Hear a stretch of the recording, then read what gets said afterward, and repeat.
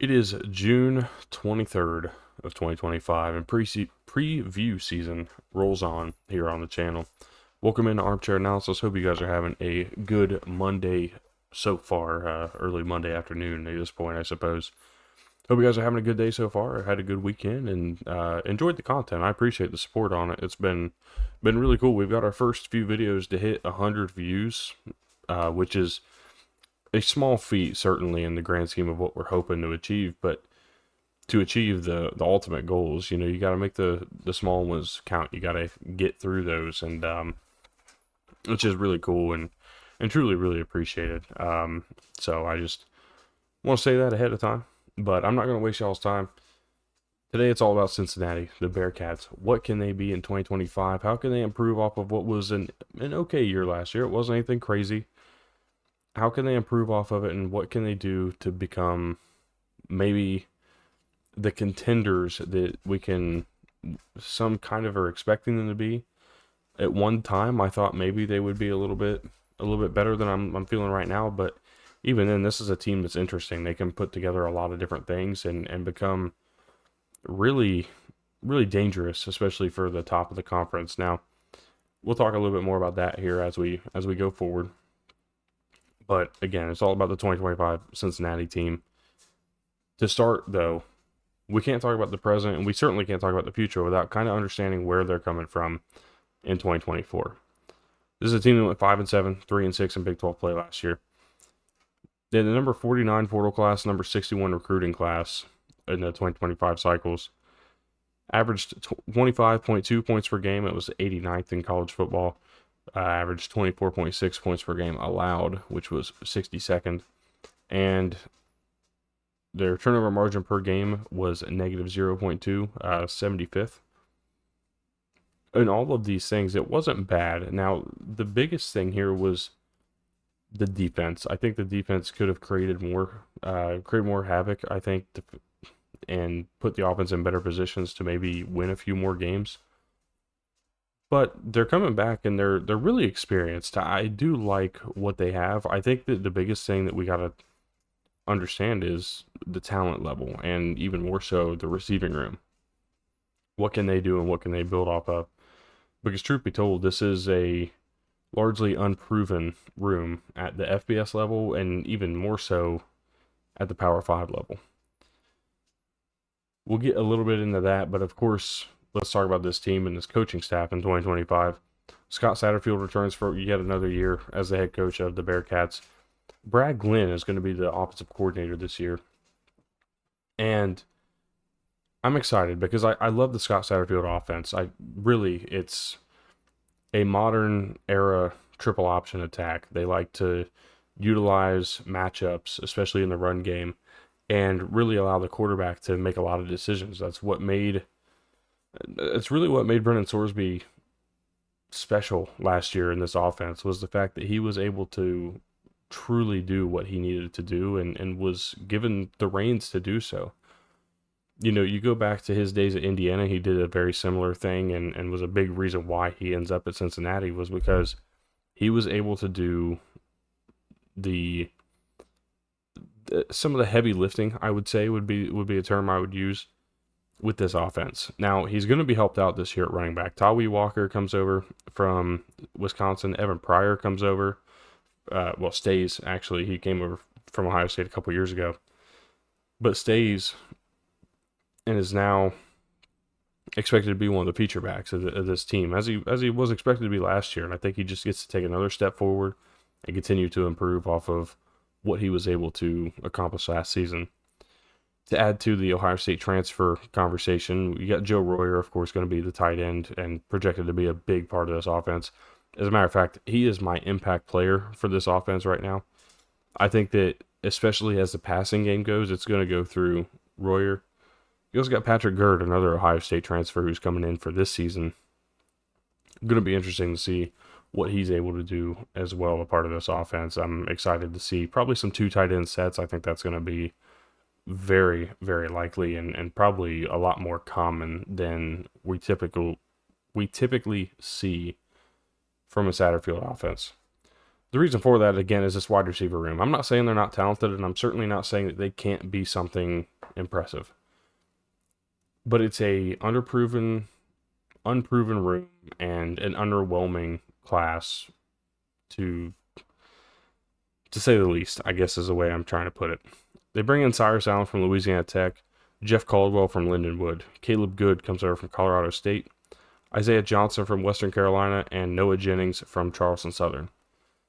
There's more to this offense. A lot of these guys, a lot of the rest of the room are freshmen or redshirt freshmen even. It's a questionable locker room, a questionable position group.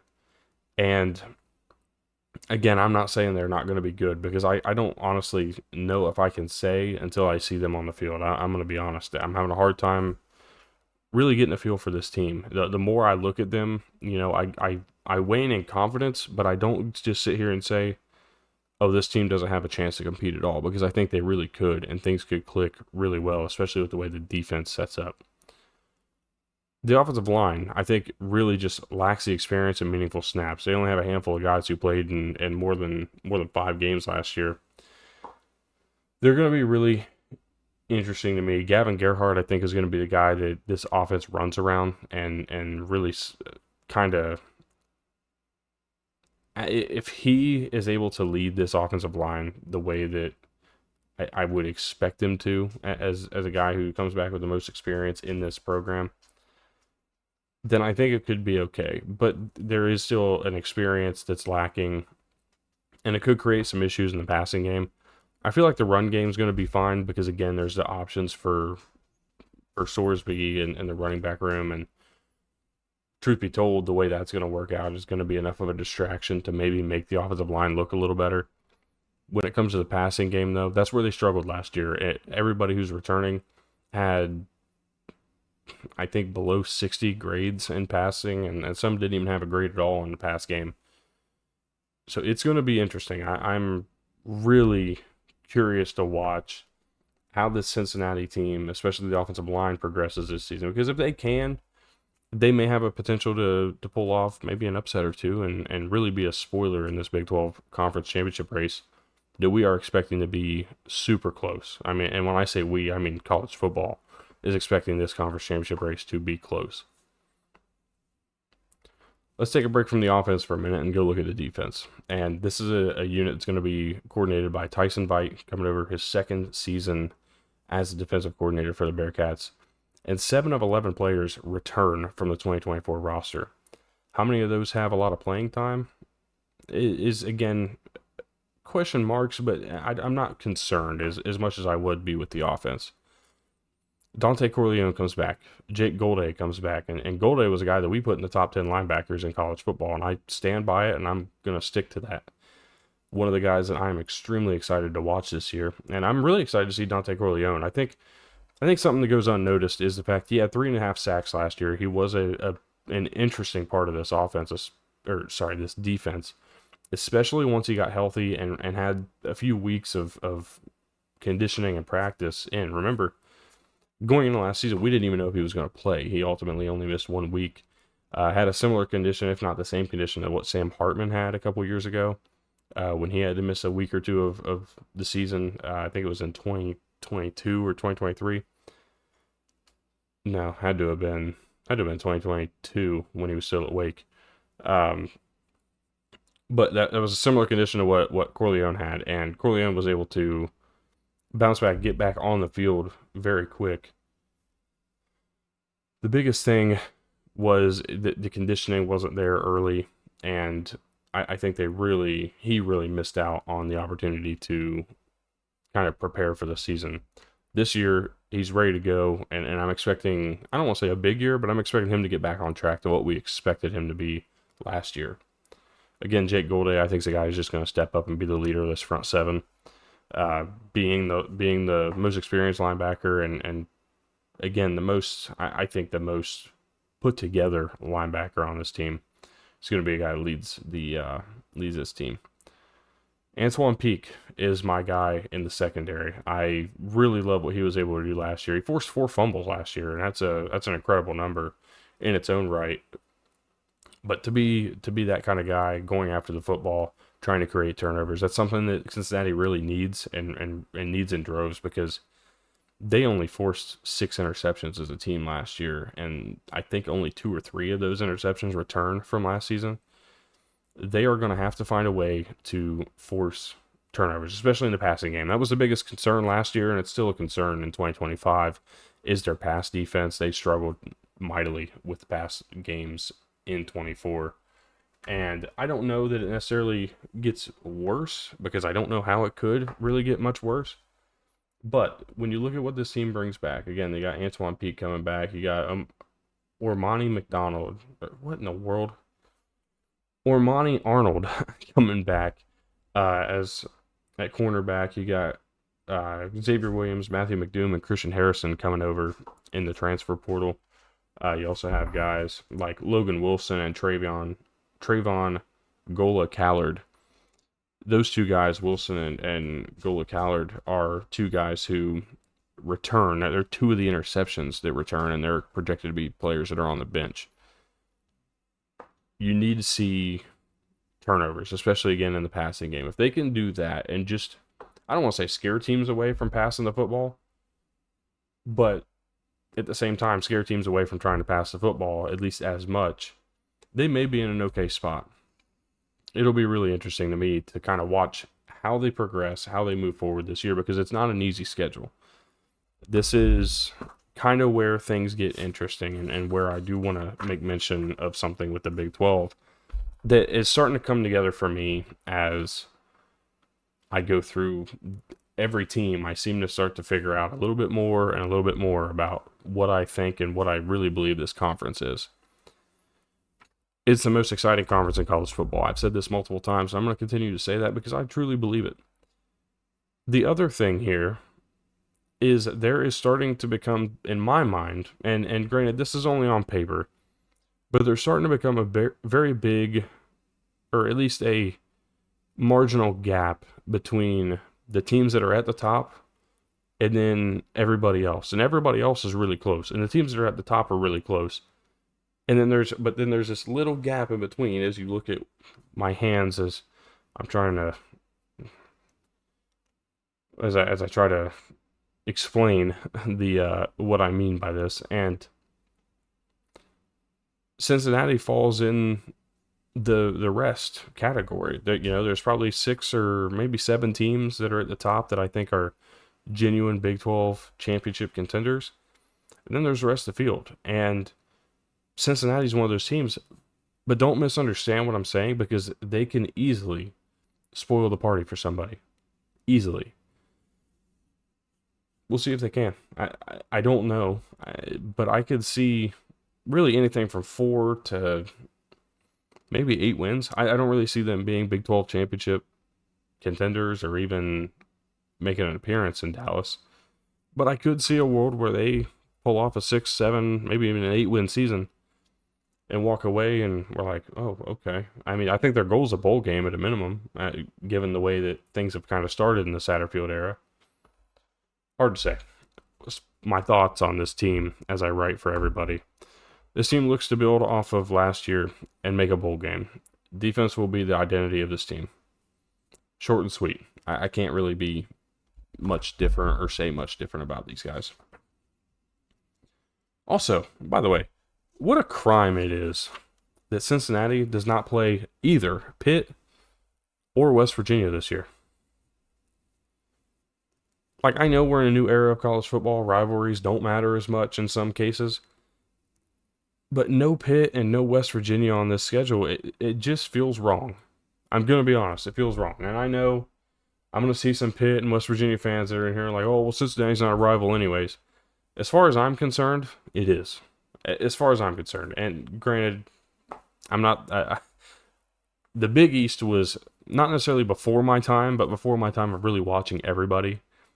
And the Big East is kind of like one of the best kept secrets from me in a lot of cases. I always go back and find a game or two to watch.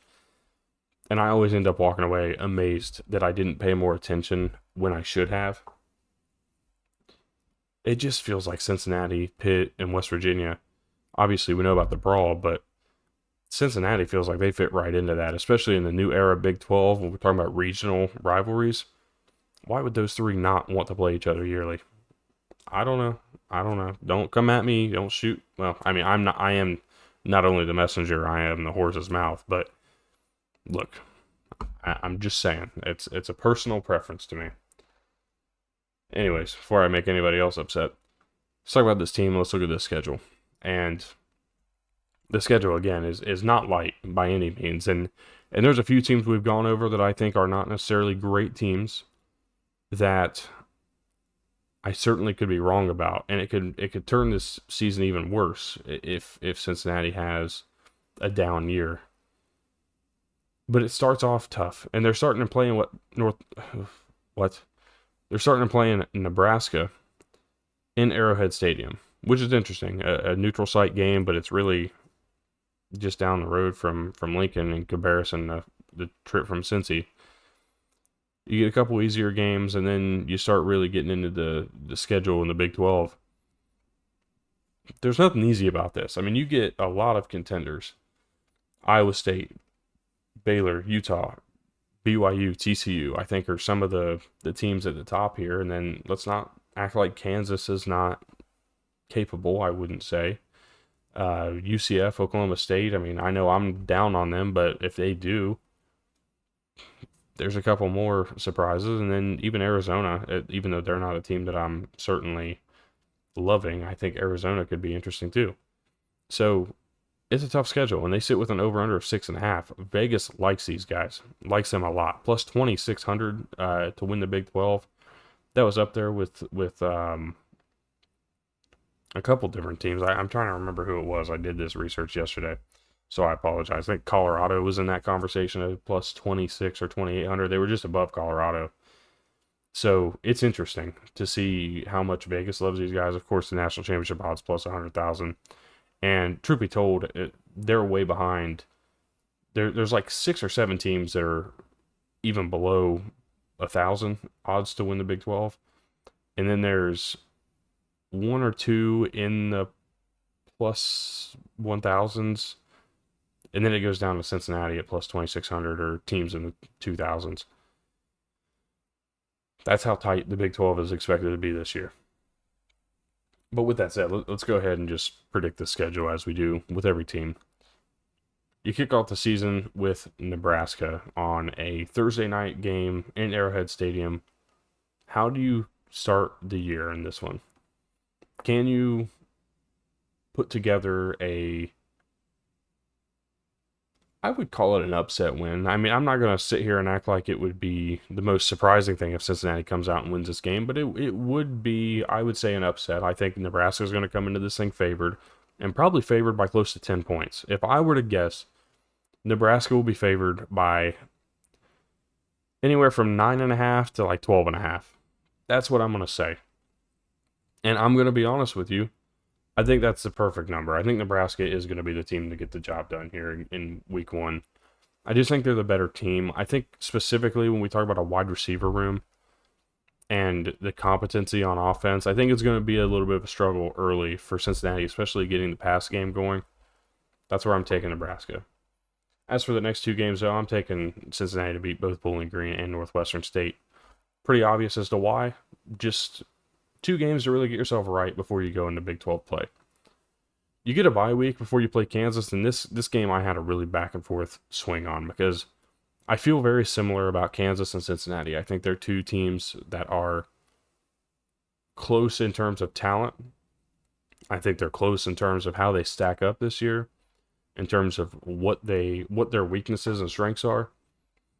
I just think that at the end of the day, this game being in Lawrence, Kansas is going to be the difference maker. When games are close like this or feel close, I tend to go with the home team unless something tells me otherwise.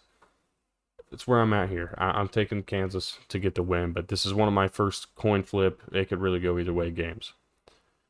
Iowa State, I'm not coin flipping. I'm not even worried. I think Iowa State's going to get the job done. I think they are much better, and I think by this time they're going to start to really figure out who they are. I think by this time, we're going to be talking about Chase Soule as maybe a Blitnikoff watch list type of guy. Iowa State's going to be fun, and I don't know that their Big 12 championship capable at this roster. I'd have to dig a little deeper. I'm still getting there. But I will say that I think they are certainly one of the top 5 teams in the conference. So this is that's going to be a tough one, even in Nippert Stadium. You get UCF, and if you watch the video, you already know how I feel about this game. But I really do still buy into Cincinnati being better than UCF. I think Scott Frost's first year is going to be a little tougher. There's not really there's not really a baseline to go off of for UCF, and truth be told, they're replacing a lot. They're trying to put together almost a brand new team, and that's a lot tougher to do than what Cincinnati's trying to do. So I'm taking the Bearcats at home.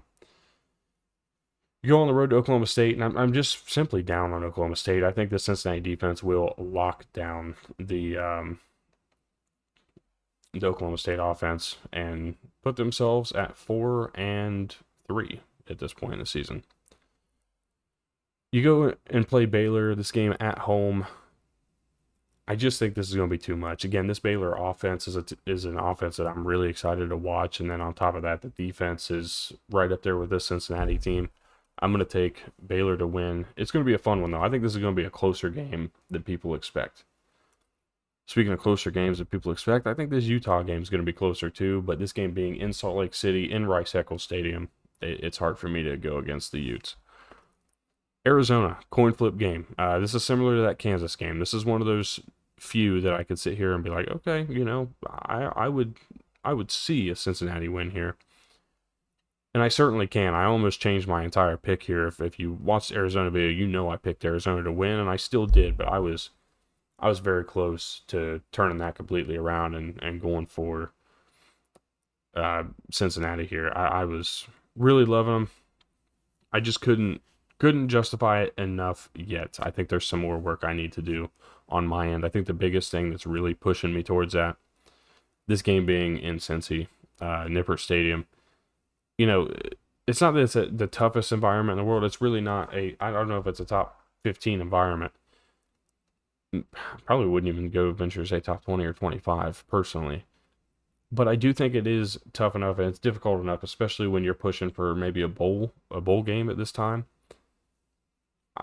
They're going to be excited. I think that it's something that when you talk about Cincinnati, especially this year, and people being excited, no, it's not college football playoff Cincinnati. But what it is a team that is improving and really showing signs of improvement and showing signs of maybe being something in the near future. And yeah, that sounds a little silly, but believe me, they are. I think they're more than happy with the direction they're going, even with the record that I'm predicting here. Even being 4-6, I really don't see this being a team that people are just kind of trying to get rid of the coaching staff and all kinds of stuff like that. This BYU game could go a lot of different ways. Now, I'm still projecting this as if Jake Retzloff is the quarterback. And I'm going to do that until I hear otherwise, because I don't like reckless speculation, and that's why I'm not commenting on anything that's going on other than the fact that it is an interesting thing to look at, whether or not he's a part of this football team, because we've seen things happen before in similar instances. With that said, though, I'm treating it as if Retzloff's still here. And even though I do think this is still more of a coin flip game, I would see it being kind of similar to Baylor, Cincinnati staying in it for a really long time.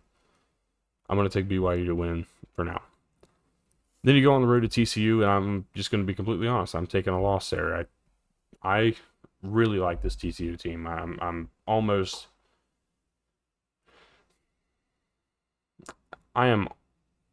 certain I know exactly where I have this team landing in the grand scheme of things with this 2025 season.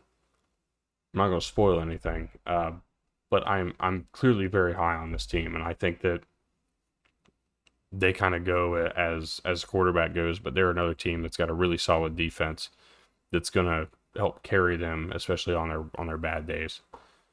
So 4-8, 2-7 in conference. No, that's not good. At least that's not what you would think, and that certainly wouldn't look like an improvement, because again, they went 5-7 last year. That's a 1-loss differential.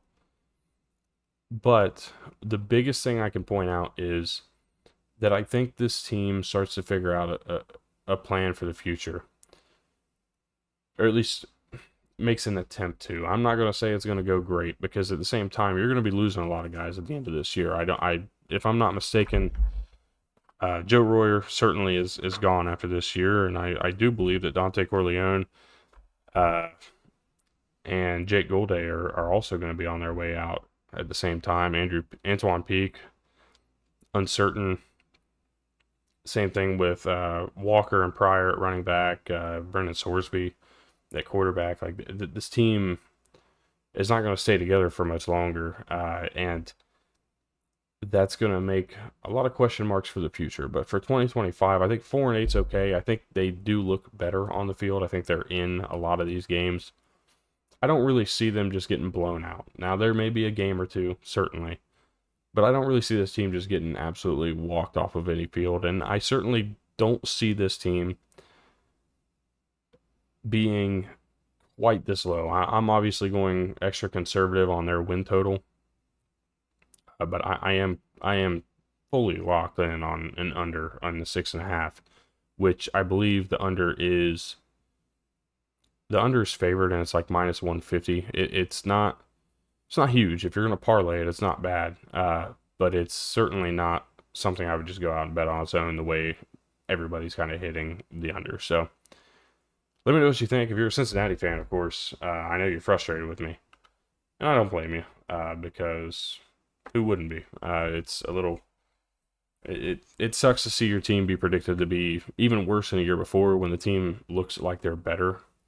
The unfortunate part is, again, I think that there is that distinct gap between the top of the conference and everybody else. It's no disrespect. It just is what it is. With all that said, I thank you all for tuning in anyways. I hope that you did enjoy the video. And again, Cincinnati fans, or really anybody, if there's something I missed with this team, let me know. Please leave that down in the comments. Let me know if there's somebody you expect to break out or have heard talks of breaking out throughout the season. Let me know what you guys think Cincinnati's going to do this year. Do you agree with me? 4-8? Do you think they'll do better? Do you think they'll make a bowl game, or maybe even blow that over out of the water? Who knows? But I appreciate you all tuning in. And again, I ask that you leave a like, subscribe, and comment. Tomorrow, Big Ten country, we're going to Nebraska. That's kind of ironic that it fits out that way. The season opener gets their teams previewed in back-to-back days. But we got Nebraska, and then we close out this round with the SEC in Arkansas. And I'm pretty pumped to talk about the Razorbacks this year. They're going to be pretty solid. I'm starting to lose my voice a little bit, so I guess that's time to close it out. Again, I thank you guys for tuning in. Hope you all have a great rest of your day. Hope to see you all tomorrow for the Nebraska Cornhuskers.